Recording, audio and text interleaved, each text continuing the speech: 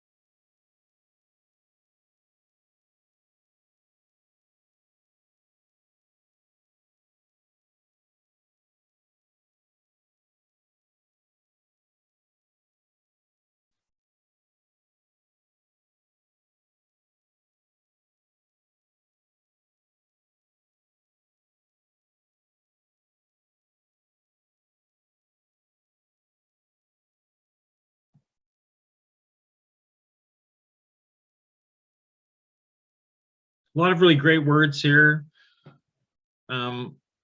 Potential, building, scaffolding, target, guidelines, complexity, all of these starting to play into the idea of what it is that we hope to accomplish by looking at the rigor within the standards. Someone put unpacking, that's also been used as unwrapping or deconstructing the standards, looking at the verbs and nouns and the total functionality.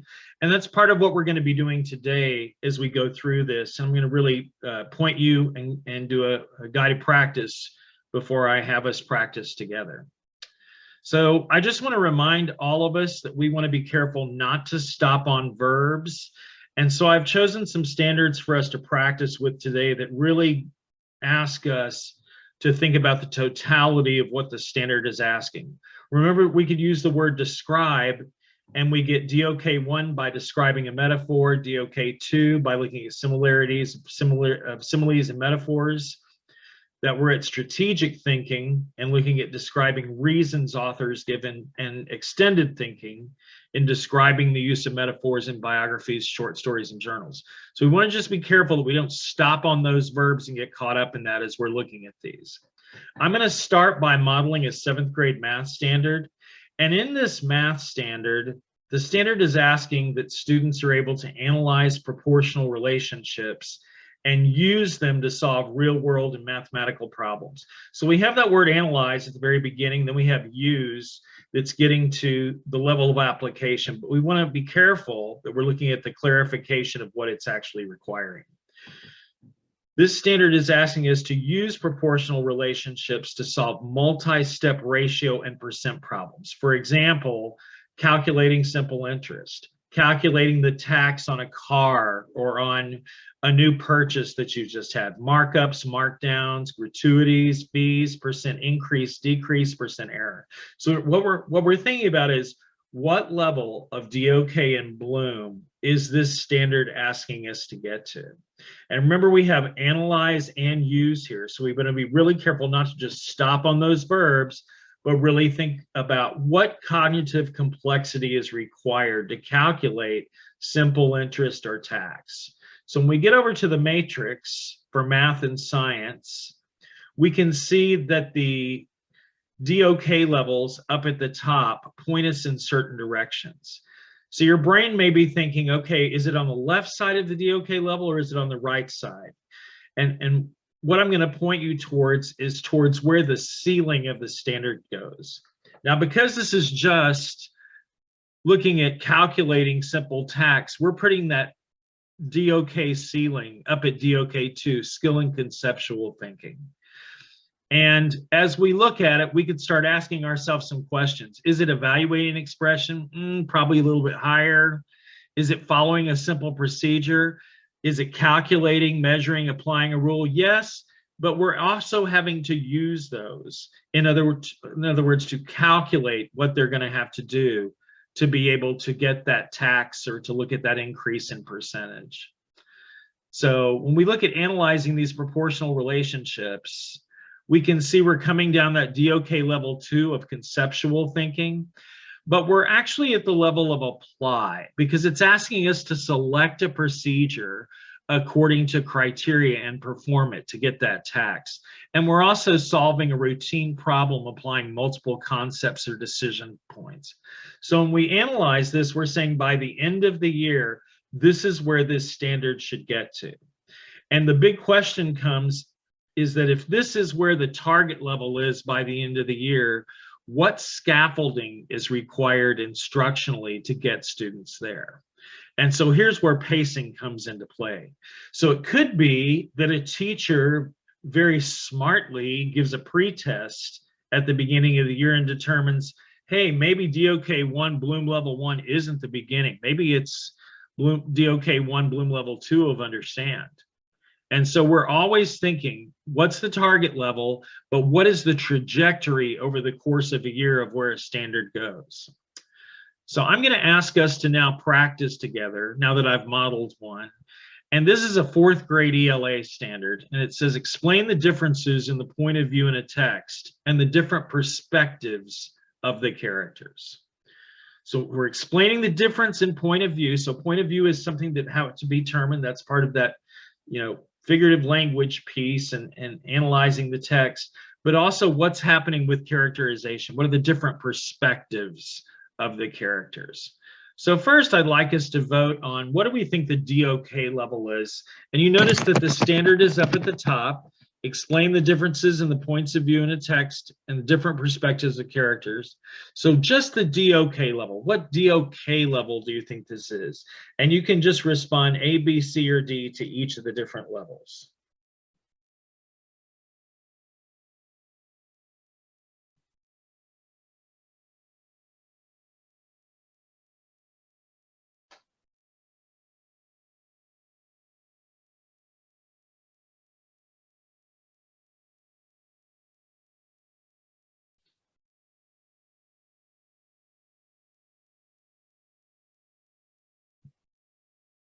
So it looks like it's settling at a ceiling of DOK3, could be 2 or 3, depending on what we're doing with this standard. But 57% of us have decided it's at the strategic thinking level, and 43% of us at the DOK2, which is conceptual thinking. Now let's look at the Bloom level. What Bloom level do we think that this standard goes to? Is it asking us to remember, understand, apply, analyze, evaluate, or create? So take a minute to answer this one.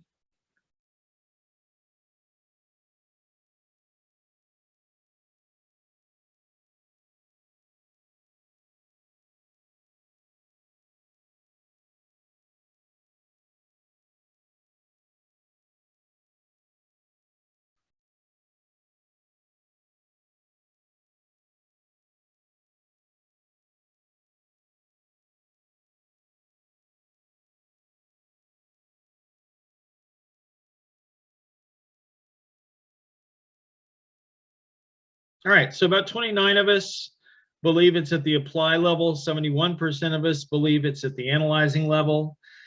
Let's go over to the standard and look at what actually happens here. So we're explaining the differences in points of view and different perspectives of the characters.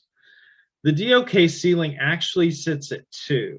And the reason for that is that they are just looking at conceptual thinking in explaining these differences. Notice as I go down the DOK2 level, it says specify, explain, show relationships. When I move over to DOK3, it says explain, generalize, or connect ideas using supporting evidence, or describe how word choice, point of view, or bias may affect the reader's interpretation. So it's not asking about the reader's interpretation or giving reasoning, planning, or evidence. It's really just asking to explain the difference. Compare and contrast the points of view and compare and contrast the different perspectives. So we know we're going down this DOK2 line of conceptual thinking.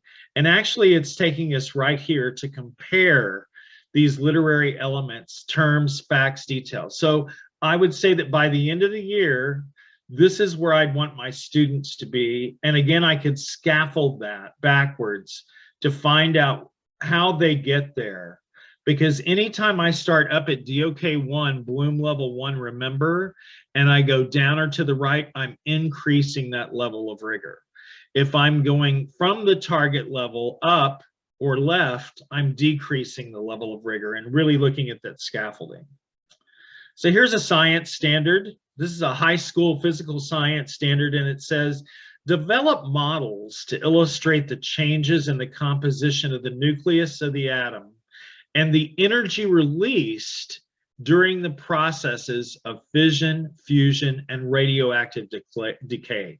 Now, it's really nice because they have a clarification statement. It says, the emphasis of this standard is really on simple qualitative models, such as create pictures, create diagrams, and what is the scale of energy released in a nuclear process relative to other kinds of transformations.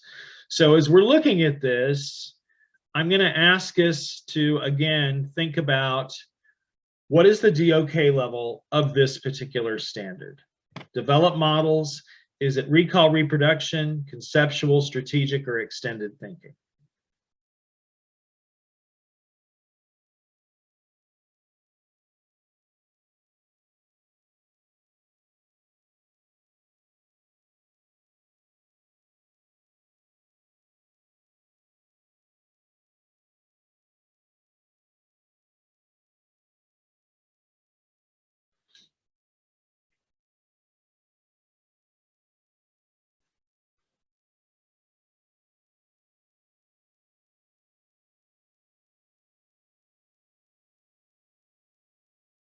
Wow, 50-50.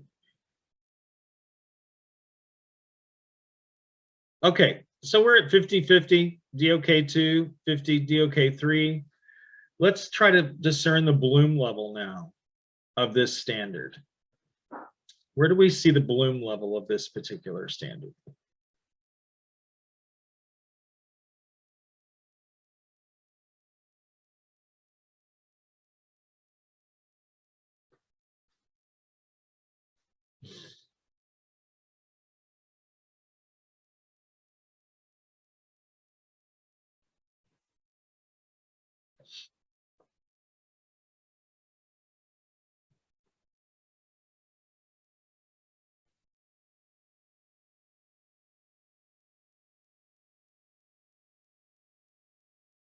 Okay, so we can see there's definitely some differences here, a significant difference.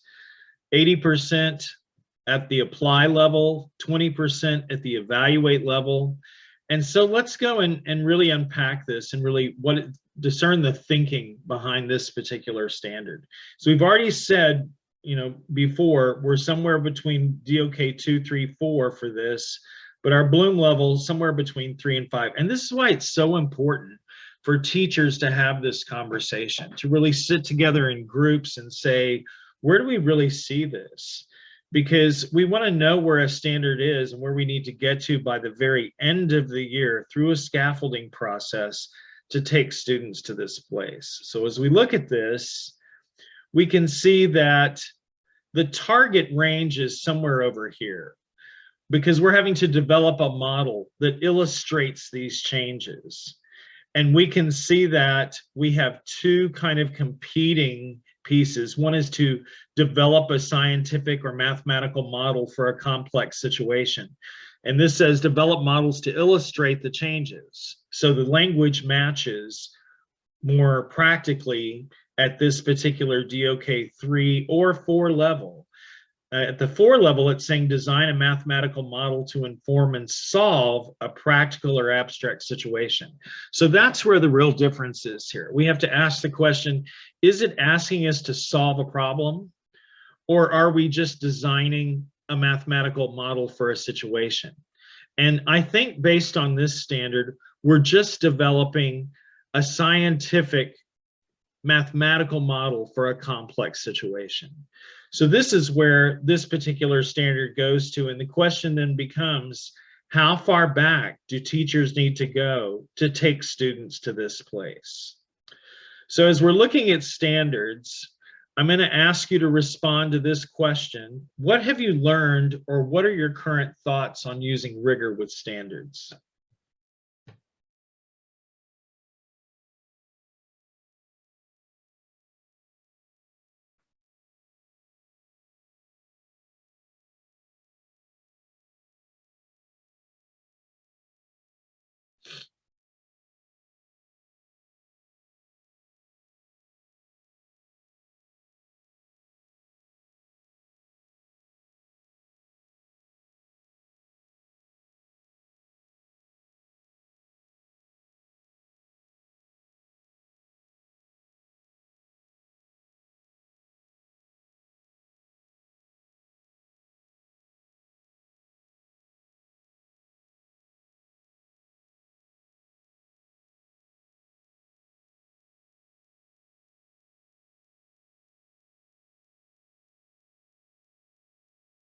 I just have to say, I love that the word practice is in the middle of this, because we all get better the more we practice at anything.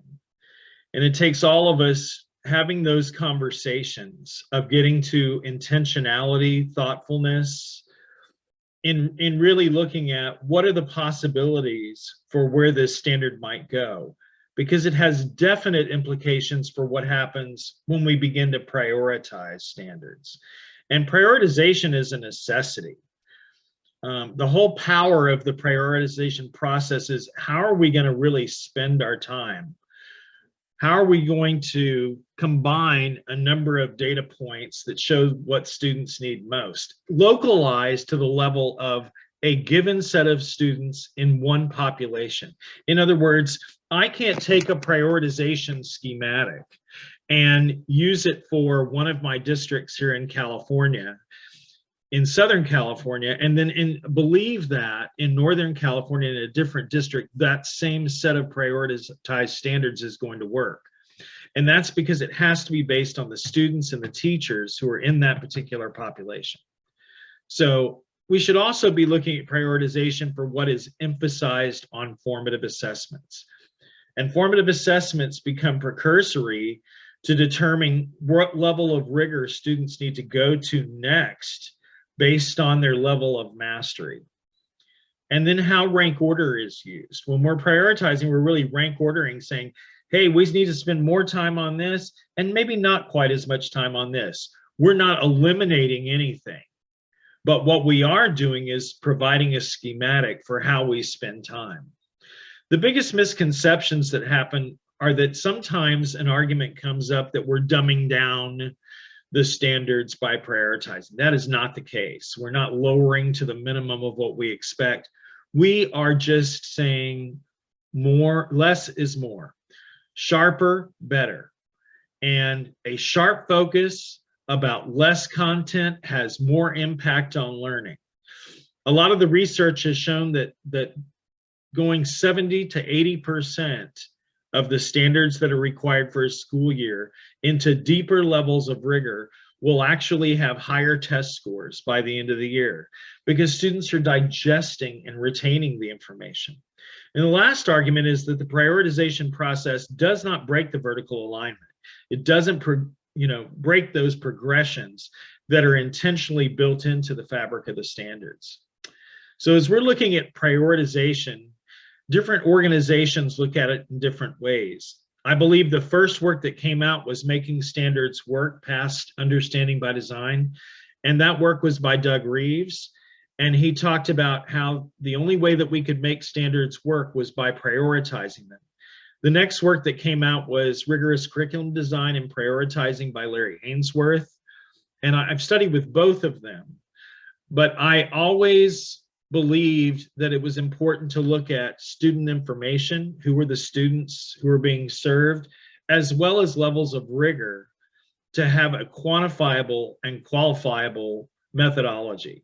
So when we look at prioritizing, we're looking at significance, or what's the lasting value and the time required to digest and retain the information, leverage, or how this particular standard crosses over to other content areas, readiness, or that vertical alignment, vertical necessity for the next level of learning.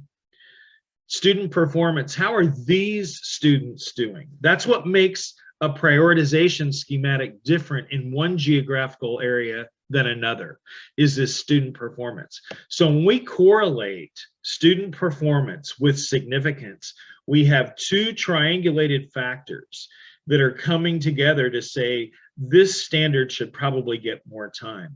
And the last and probably most important of these then becomes rigor. If we identify the level of rigor in standards, that's going to give us a better and more accurate measurement of how that rank order can be provided in the prioritization schematic. So a tool that I developed at the very beginning of COVID, when that was going on, I kept saying, how can I save teachers and leaders time during this process? And so I created a tool that helps teachers to prioritize standards in about a quarter of the time that it usually takes. And this is the first software that prioritizes standards using a sound, vetted, quantitative, and qualitative methodology. As we look at this, teachers are using rubrics along the way. Significance becomes the first factor that they rate each of the standards on. And you notice that in this particular rubric, high impact means this standard is significant because it requires much more time and it is lasting value beyond the classroom. In other words, beyond just something I need to learn for a test. Oh my gosh, I have to learn that dinosaur unit. I have to learn that apple unit, right? But putting that to rest into that rest in peace cemetery for those particular units and really thinking, oh my gosh, how is this going to stay with me for the rest of my life? Because it's something that gets used over and over again, not something I'm just going to forget once a test is over. So when teachers are going through this, they use this rating scale. And as they're rating, they can go through and choose high, medium, and low. And this is one set of responses. But also the other thing that the app is looking for is the level of variance. Or if I have 3 teachers together working on this, or 2 or 4, however many I have, in what levels of agreement are they? And when they're in high levels of agreement, these all post a green check, just like this, where they say, okay, we are pretty much in harmony over the choices that we've made. But when they are not in harmony and when they are off by more than 0.3 or 0.4, this red exclamation point comes up. So this is the Rigor screen where teachers are able to, as another factor in the rating scale, determine the level of rigor that will be used. And if they're way off, let's say one teacher chooses DOK 1 Bloom level 3 and another chooses DOK 3 Bloom level 4 or something like that, it's gonna, this red exclamation is going to come off and say, hey, let's stop as a group and let's talk about this standard and come into greater levels of consensus, because we're so far off that we're throwing off our prioritization. And here's where the matrix actually comes up. It shows the cognitive rigor matrix for whatever this particular content area and standard is. They choose this. It then saves that information. And at the very end of the process, having put in the 5 factors, they then get to the classification schematic. And it goes through and it actually rank orders each one of the standards. And then they classify the standards using priority ongoing, which means that this standard is going to be distributed into every single unit of instruction. Or priority, it's going to be repeated in at least one other unit, except in science and math. That would be an exception, right? But for ELA and social studies, it might be one that's in more than one particular unit. It could be a supporting ongoing, where it's in every single unit, but it's not getting as much time. Or supporting, where it's still there. I call these the flower pot standards, where it's a nice thing to have, but it's not absolutely necessary. Okay, so that is the Cogno Metacognitive Standards Prioritizer. Today we went through using rigor for the standards. Next week we're going to be looking at using rigor for instruction. And I will take any questions that you have right now.